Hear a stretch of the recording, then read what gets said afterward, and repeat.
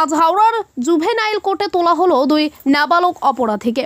গতকাল রামরাজাতলার একটি স্কুলের সামনে নাবালিকার পিতাকে মেরে রক্তাক্ত করার অপরাধে নাবালক আততায়ীদের আজ শারীরিক ডাক্তারি চিকিৎসার পর বিচারের জন্য নিয়ে যাওয়া হলো হাওড়া জুভেনাইল কোর্টে। চ্যাটার্জিহাট থানার পুলিশের তৎপরতায় গতকাল এই দুজন আততায়ীকে ঘটনাস্থলে হাতে নাতে ধরতে সক্ষম হয় চ্যাটার্জিহাট থানার পুলিশ। এখন দেখার বিষয় বিচারক এই অপরাধের কী সাজা দান করে। বর্তমানে আক্রান্ত নাবালিকার পিতা হাওড়া হাসপাতালে চিকিৎসাধীন।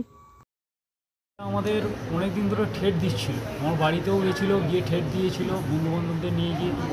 আর আইগে যেহেতু আমার ধরুন না মেয়ে ভানুমতিতে পড়ে, এইবার ও ঘোরাঘুরি করছিল, ঠিক আছে। এবার তারপরে হচ্ছে আমি যখন বাবাকে ফোন করে বলি যে আপনার ছেলে এরকমভাবে কেন ঘোরাঘুরি করছে, বলছি আমার ছেলে, আমি বলছি তা বলে কি আমার মেয়ের স্কুলের সামনে, তারপরে বলে রেখে দিয়েছি। এবার ও ঘুরিয়ে আমাকে ফোন করে বলছে তোমার আইগে অবস্থা খারাপ করে দেবো। কজন ছিল ওরা? ওরা 4 জন মতন ছিল। আপনার মেয়ে কি ছেলেগুলোকে ভালোবাসে? না না না না, ভালোবাসা নয়, বন্ধুত্ব ছিল। আমাদের নীললাল খাই স্কুলে পড়তো, তখন থেকে বন্ধুত্ব ছিল। আমরা যখন জানতে পারি যে একটা মুসলিম ছেলে, তখন তারপর থেকে আমরা ওই স্কুল ছাড়িয়ে ভানুমতিতে ভর্তি করে দিয়েছি। তার সত্ত্বেও ওই যে সোহেল শেখ বলে যে ছেলেটি, ও আমার মেয়ের কিছুতেই ছাড়েনি।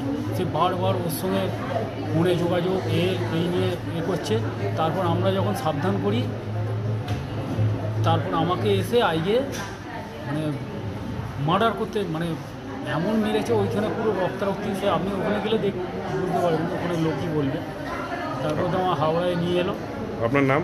ভোলেনাথ চৌধুরী।